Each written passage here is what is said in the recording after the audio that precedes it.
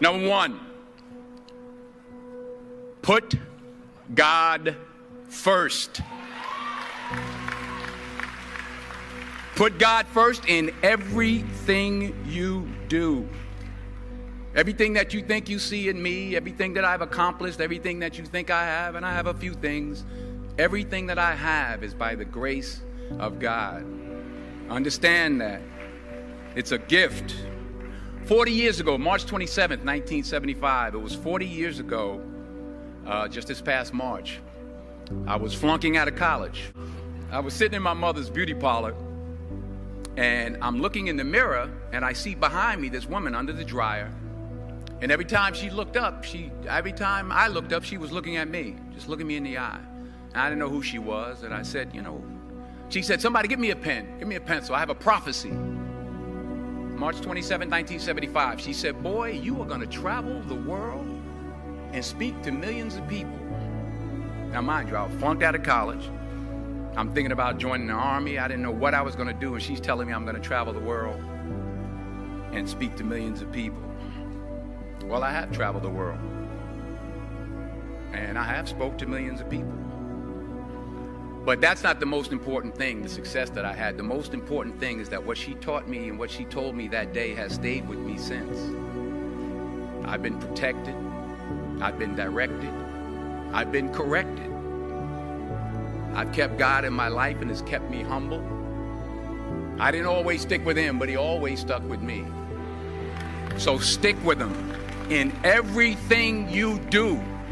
If you think you want to do what you think I've done, then do what I've dcan and stick with God. Number two, fail big. Today is the beginning of the rest of your life, and it can be very frightening. It's a new world out there. It's a mean world out there, and you only live once. So do what you feel passionate about. Take chances professionally. Don't be afraid to fail. There's an old IQ test, was 9 dots, and you had to draw 5 lines with a pencil within these 9 dots without lifting the pencil. The only way to do it was to go outside the box. So don't be afraid to go outside the box. Don't be afraid to think outside the box. Don't be afraid to fail big, to dream big. But remember, dreams without goals are just dreams, and they ultimately fuel disappointment. So have dreams, but have goals. Life goals, yearly goals, monthly goals, daily goals. I try to give myself a goal every day. Sometimes it's just to not curse somebody out. Simple goals, but have goals. And understand that to achieve these goals, you must apply discipline and consistency. In order to achieve your goals, you must apply discipline, which you have already done, and consistency every day, not just on Tuesday and miss a few days. You have to work at it every day. You have to plan every day. You've heard the saying, we don't plan to fail, we fail to plan. Hard work works. Working really hard is what successful people do. Remember, just because you're doing a lot more doesn't mean you're getting a lot more done. Remember that. Just because you're doing a lot more doesn't mean you're getting a lot more done. Don't confuse movement with progress. My mother told me, she said, yeah, because you can run in place all the time and never get anywhere. So continue to strive, continue to have goals, continue to progress. Number 3, you'll never see a U-Haul behind a hearse. I don't care how much money you make, you can't take it with you. The Egyptians tried it. They got robbed. And it's not how much you have. It's what you do with what you have. We all have different talents. Some of you will be doctors, some lawyers, some scientists, some educators, some nurses. The most selfish thing you can do in this world is help someone else. Why is it selfish? Because the gratification, the goodness that comes to you, the good feeling that I get from helping others, nothing's better than that. Not jewelry, not big house I have, not the cars, but it's the joy. That's where the joy is, in helping others. That's where the success is, in helping others. Finally, I pray that you put your slippers way under the bed tonight, so that when you wake up in the morning, you have to get on your knees to reach them. While you're down there, say thank you for grace. Thank you for mercy. Thank you for understanding. Thank you for wisdom. Thank you for parents. Thank you for love. Thank you for kindness. Thank you for humility. Thank you for peace. Thank you for prosperity. Say thank you in advance for what's already yours. It's how I live my life. That's why I am, one of the reasons why I am today. Say thank you in advance for what is already yours. True desire in the heart for anything good is God's proof to you, sent beforehand to indicate that it's yours already. And anything you want good, you can have.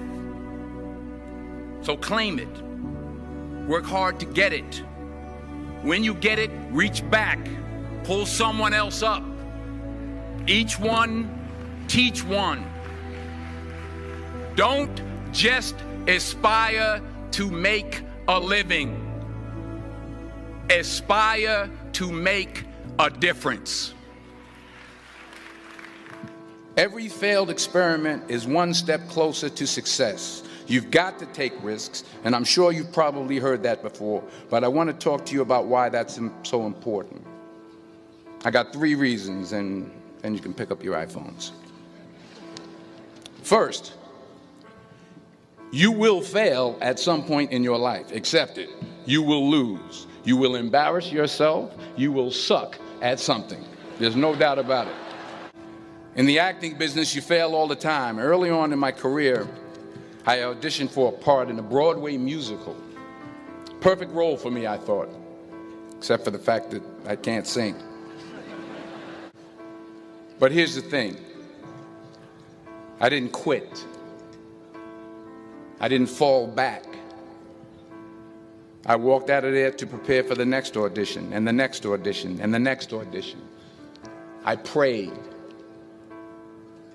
I prayed, and I prayed. But I continued to fail, and fail, and fail. But it didn't matter, because you know what? There's an old saying, you hang around the barbershop long enough, sooner or later you're going to get a haircut. The point is, every graduate here today has the training and the talent to succeed. But do you have the guts to fail? Here's my second point about failure. If you don't fail, you're not even trying.